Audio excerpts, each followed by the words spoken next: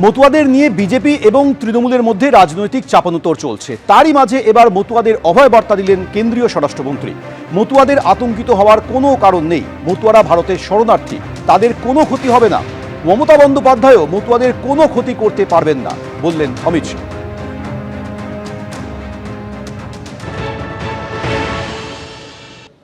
मতুआओं को डरने की कोई जरूरत नहीं है। ये भारतीय जनता पार्टी का वादा है। जो शरणार्थी बंगाल में आए हैं वो भारत के नागरिक है, इनका कोई नुकसान नहीं कर सकता, ममता बनर्जी भी नहीं कर सकती। অমিত শাহ কি এই কথাটা একবারও বলেছেন মতুয়ারা 2026-এ ভোট দিতে পারবে? অমিত শাহ কি এই কথাটা একবারও মুখ ফুটে বলেছেন যে এই যে এফআইআর হচ্ছে তাতে মতুয়াদের নামও উঠবে? আশা উনি আবার বাংলার মাটিতেও দিতে যাচ্ছেন। অলরেডি মতুয়ারা দেখে নিয়েছে তাদের নাম এসআইআর তালিকায় উঠবে বলার পরও ড্রাফট লিস্টে কত হাজার হাজার মতুয়ার নাম, লক্ষ লক্ষ মতুয়ার নাম বাদ গেছে। যে মতুয়াদের কোনো ক্ষতি হবে না শান্তনু ঠাকুর বলছিলেন, আজকে শান্তনু ঠাকুররা বলতে বাধ্য হচ্ছেন যে 50 লাখের জন্য 2 লক্ষ মতুয়াকে কম্প্রোমাইজ করতে হবে।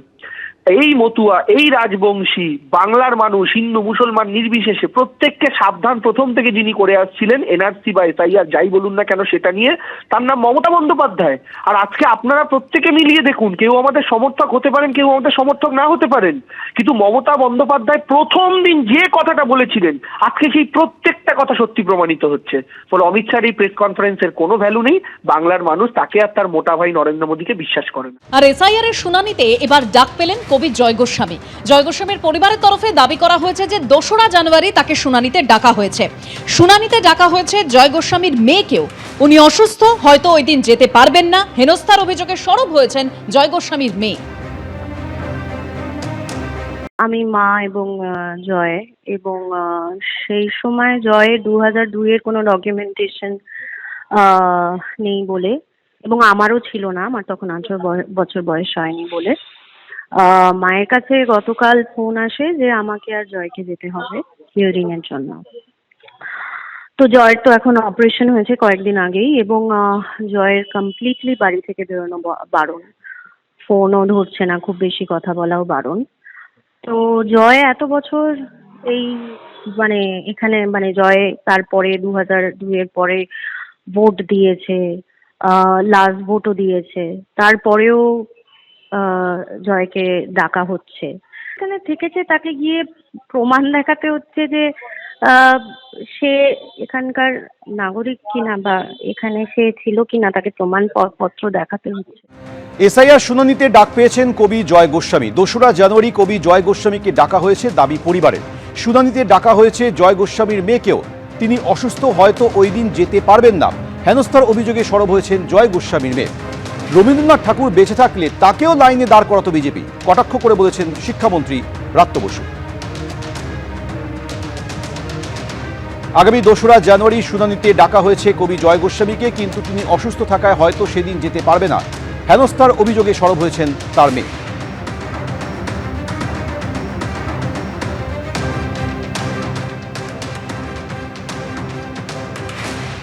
জয় গোস্বামীকে যদি এসআইআর এর হিয়ারিং এ ডাকে, আমার মনে হয় যে বেঁচে থাকলে রবীন্দ্রনাথকে ওরা এসআইআর এর লাইনে দাঁড় করাবে। তো এটাই হচ্ছে বাংলা বা বাঙালি সম্পর্কে। জয়দা এদেশী, জয়দা কবি, জয়দা রানাঘাট থেকে কলকাতায় মাইগ্রেট করেছেন, তাও প্রায় বছর 40 হয়ে গেছে। বছরের পর বছর জয়দা ভোট দিয়েছেন।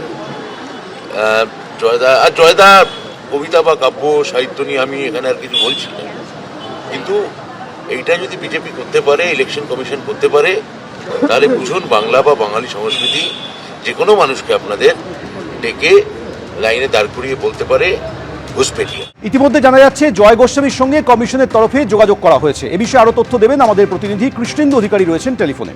কৃষ্ণেন্দু, দেখো, কবির পরিবার সূত্রে যেটা জানা যাচ্ছে যে এই খবর সম্প্রচারিত হওয়ার পর কমিশনের তরফে ফোন করা হয় জয় গোস্বামীর স্ত্রীকে, এবং গোটা বিষয়টা খতিয়ে দেখার আশ্বাস দেওয়া হয়েছে। কেন জয় গোস্বামীর কেন তাকে ডাকা হচ্ছে শুনানিতে, এবং কেন তারা হেনস্থার শিকার হচ্ছে, গোটা বিষয়টা তারা জেনেছেন এবং প্রয়োজনীয় পদক্ষেপের আশ্বাস দিয়েছেন। বা প্রয়োজনীয় পদক্ষেপ করবেন বলে তারা জানিয়েছেন। সম্ভবত তার কন্যাকে গিয়ে তথ্য বা তার নথি জমা দিয়ে আসতে হবে, এমনটাই জানা যাচ্ছে পরিবার সূত্রে। কিন্তু প্রশ্ন উঠছে, জয় গোস্বামী যার জন্ম হয়েছে কলকাতার শিশুমঙ্গলে, যার শৈশব কেটেছে রানাঘাটে, একজন প্রতিষ্ঠিত কবি, মামার বাড়ি ডোবার লেনে, এবং দীর্ঘ বেশ কয়েক বছর ধরে ভোট দিয়েছেন, 2024 পর্যন্ত লোকসভা ভোটে ভোট দিয়েছেন, তাকে কেন শুনানিতে ডাকা হবে? যেটা সূত্র মারফত জানা যাচ্ছে, এবার তার পরিবার সূত্রেও জানা যাচ্ছে যে এবার যে খসড়া তালিকা তাতে জয় গোস্বামীর নাম আছে এবং তার কন্যারও নাম আছে, এবং 2002 যে তালিকা, সেই তালিকায় কোনো অসঙ্গতি আছে, এবং সেই সূত্রেই ইলেকশন কমিশনের তরফ থেকে তাকে শুনানির জন্য বলা হয়েছে।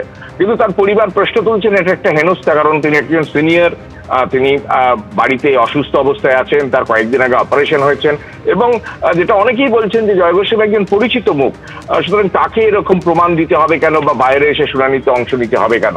যদিও কমিশনের তরফে তাদের সঙ্গে পরিবারের সঙ্গে কথা বলা হয়েছে, এখন প্রয়োজনীয় পদক্ষেপ কি নেওয়া হয় বা কি করা হয় এখন সেটাই দেখার। বীরভূমে অ্যাম্বুলেন্সে শুয়ে এসআইআর হিয়ারিংয়ে হাজির শয্যাশায়ী রোগী। বোলপুরের শ্রীনিকেতন ব্লক অফিসে এলেন নার্ভের এক রোগী পুতুল দাস প্রামাণিক। বর্তমানে দুর্গাপুরের একটি হাসপাতালে তিনি চিকিৎসাধীন। অসুস্থ অবস্থায় শুনানিতে হাজির হতে গিয়ে চরম সমস্যায় পড়তে হচ্ছে, অভিযোগ করেছে তার পরিবার।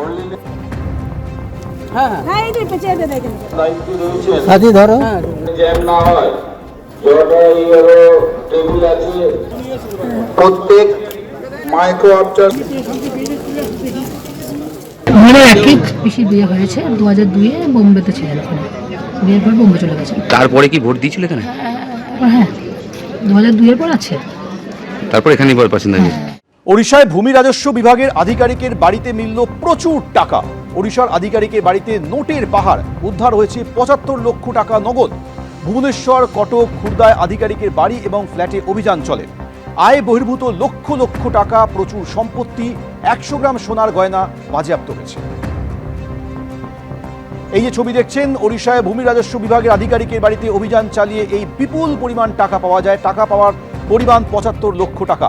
এর পাশাপাশি আয়ের বহির্ভূত প্রচুর সম্পত্তি, 100 গ্রাম সোনার গয়নাও বাজেয়াপ্ত হয়েছে। এবিপি আনন্দ, এগিয়ে থাকে, এগিয়ে রাখে।